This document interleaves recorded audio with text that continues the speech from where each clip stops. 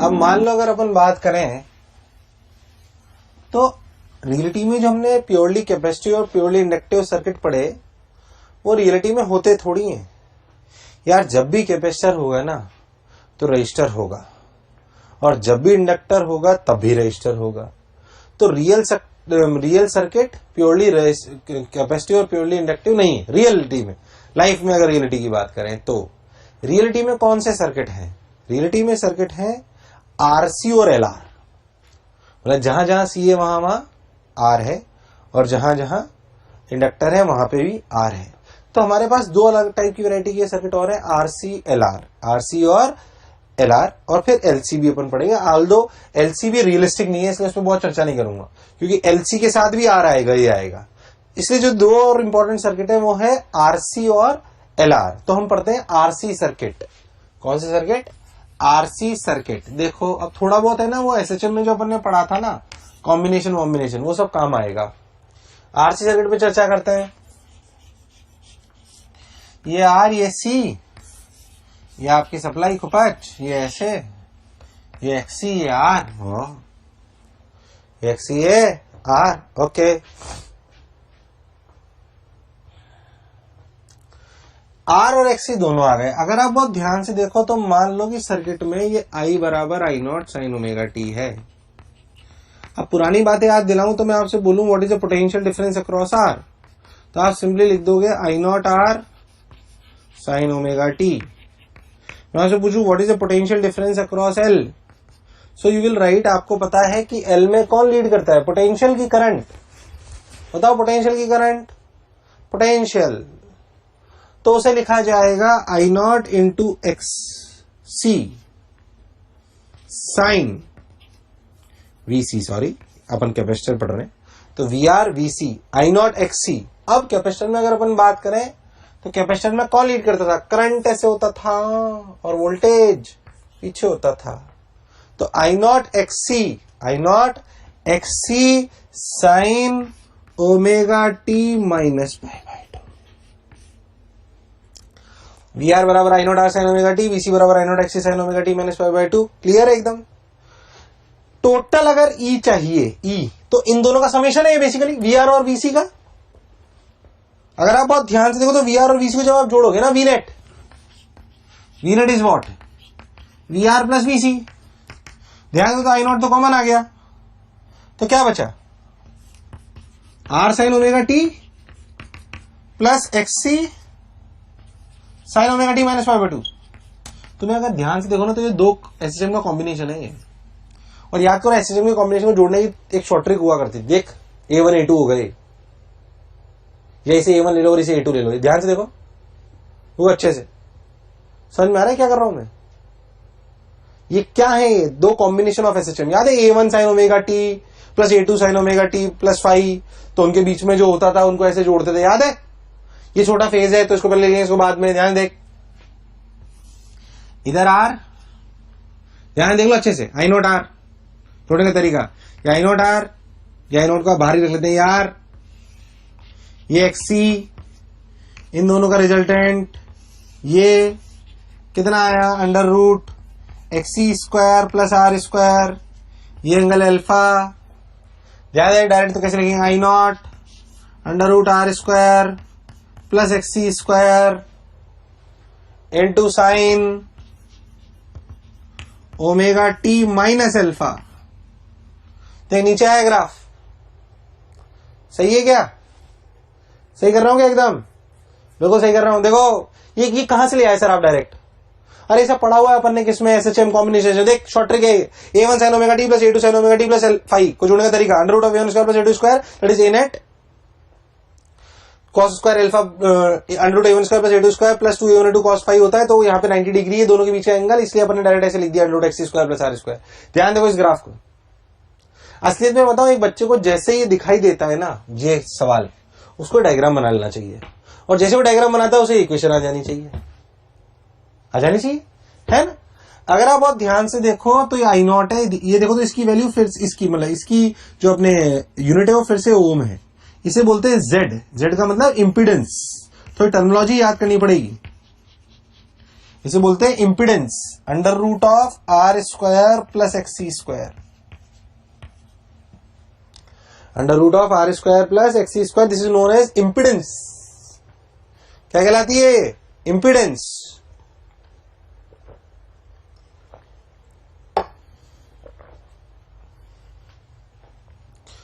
तो z बराबर under root of R square plus XC square, this is known as impedance, इसकी unit फिर ohm होती है। तो आपको जो रिलेटिव में फंक्शन आता है ना v का, वो आता है I naught Z sine of phase of current minus alpha. अगर आप एल्फा को ध्यान से देखो तो alpha is tan inverse XC by R. पहली बार जो बोर्ड पे लिखा हुआ है ना वो आपको याद होना चाहिए अच्छे से, जैसे मुझे याद है, समझ में आके, कोई एस्केप नहीं है। जैसे मुझे याद है आपको याद होना चाहिए अच्छे से। स्क्रीन स्टॉप करो, लिख लो सब और रट लो, ठीक। चलो एक इलस्ट्रेशन लूंगा तो आपको और क्लैरिटी आ जाएगी जो मैंने पढ़ाया है। ध्यान से देख कैसे, लेट मी टेल यू। एक आरसी सर्किट में सवाल ले लेते हैं, आपको क्लैरिटी आ जाएगी। एक अच्छे बच्चे को एंड आते आते लगे बार बार एक ही चीज पढ़ा रहा है, लगना भी चाहिए, क्योंकि मैं बार बार एक ही चीज पढ़ाऊंगा, बोर हो जाओगे आप। अब लगे बार बार वही तो पढ़ाता है, बट बार बार वही है, एक बार समझ आया तो टेंशन नहीं है उसमें। खैर चलो अपन एक इलस्ट्रेशन लेते हैं। एक आर एक सी, आपकी सप्लाई ऐसे, ध्यान से देखो, बहुत सारी चीजें मैं आपको लिख के बताऊंगा। मान लो ये है 3 ओम, मान लो ये है 4 ओम, एक्सी की वैल्यू है 3 ओम, एक्सएल की आर की वैल्यू है 4 ओम, ई की वैल्यू है मान लो 10 साइन, कुछ भी डेटा लेते हैं, 10 sine omega T plus 30 degree. मुझे भी नहीं पता क्या क्या आंसर आने वाले हैं।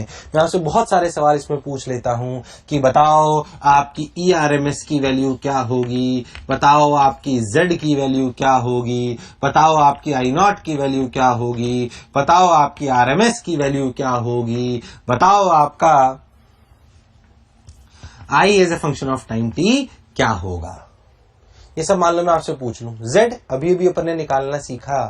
फिर से स्क्रीन स्टॉप करो, सवाल ट्राई करो, पहले स्क्रीन स्टॉप कर लो, ट्राई कर लो, ठीक। मैं सॉल्यूशन बताता हूं। आप देखो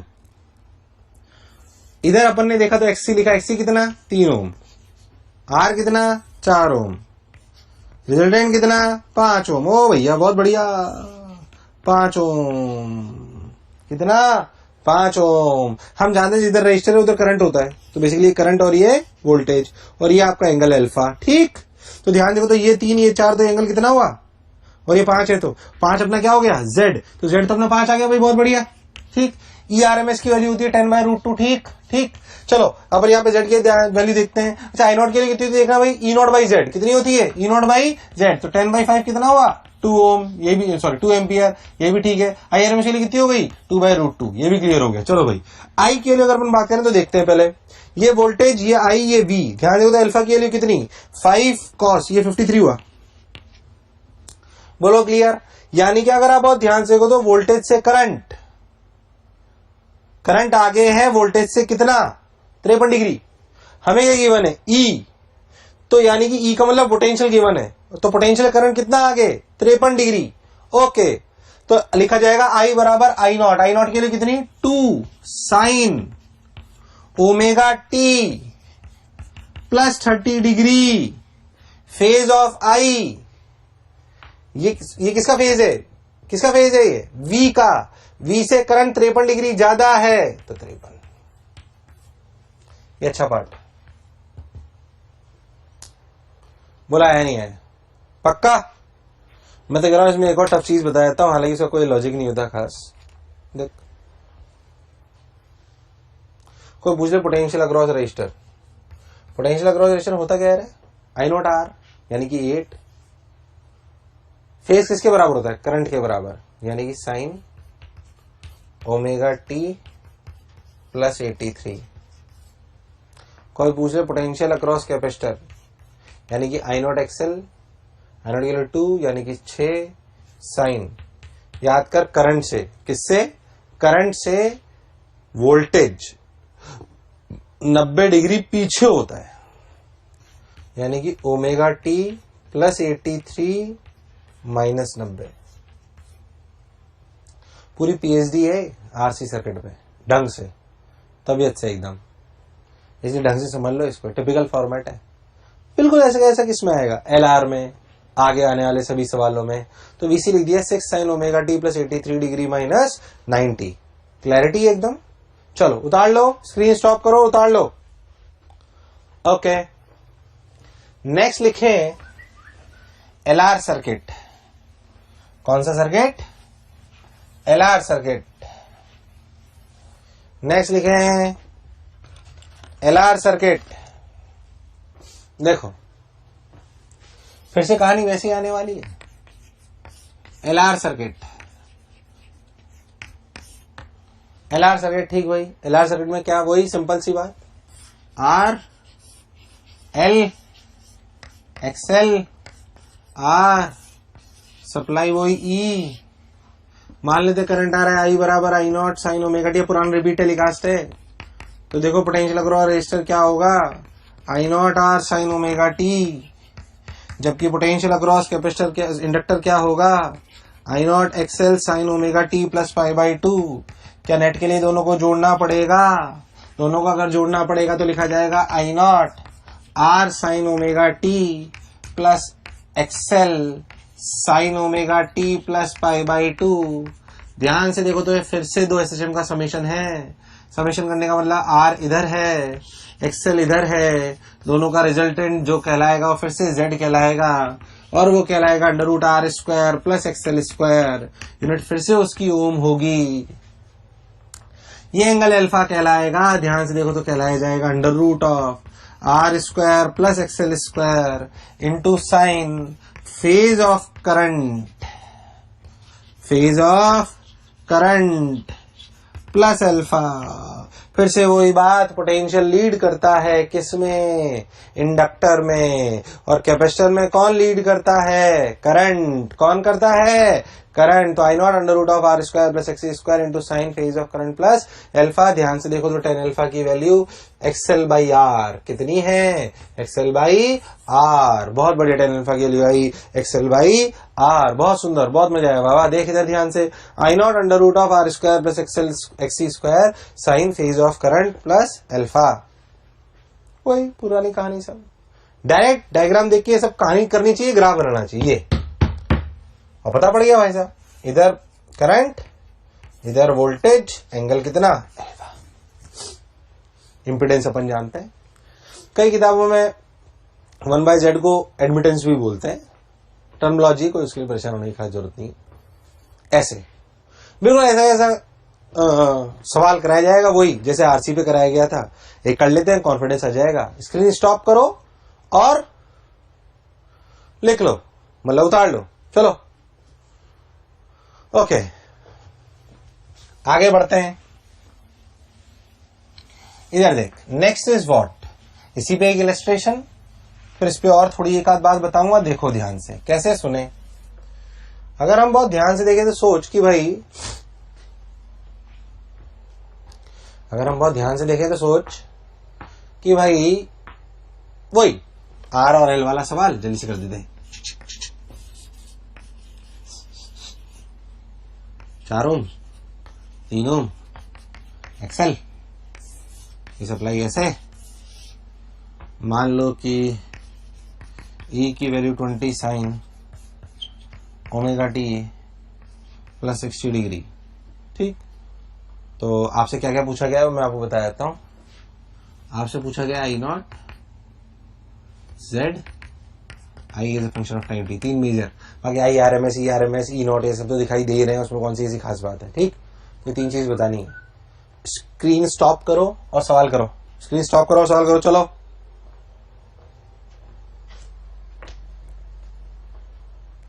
और देख,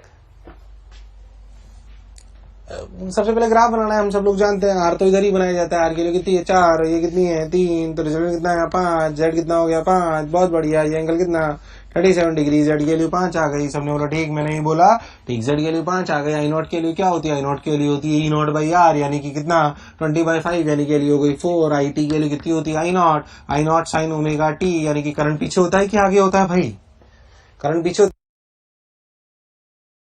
पीछे होता है भाई, कितना पीछे है भाई, 37 डिग्री पीछे है भाई, यानी कि 20, यानी कि लिखा गया साइन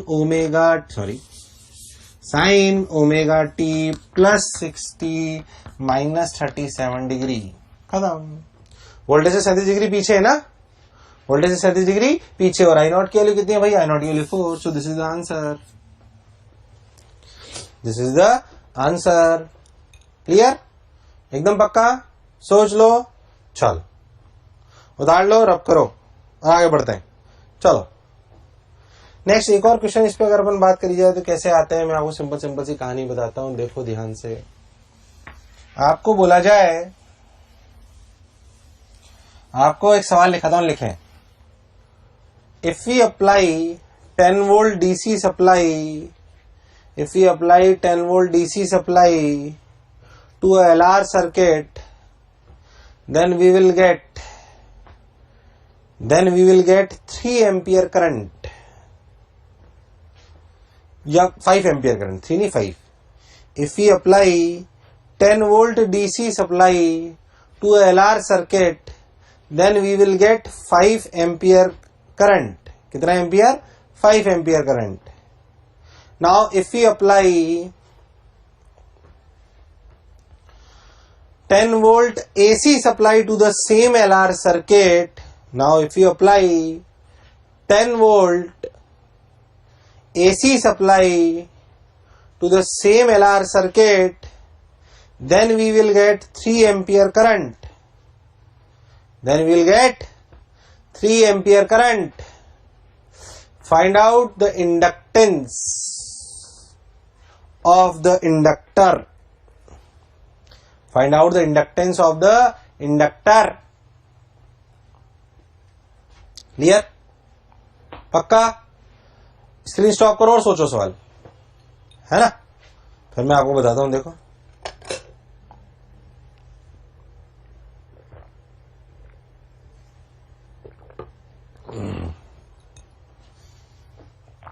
देखो, मेरे से बोला एक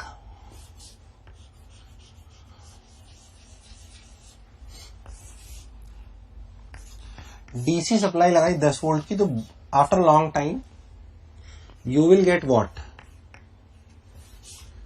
5 एम्पियर करंट।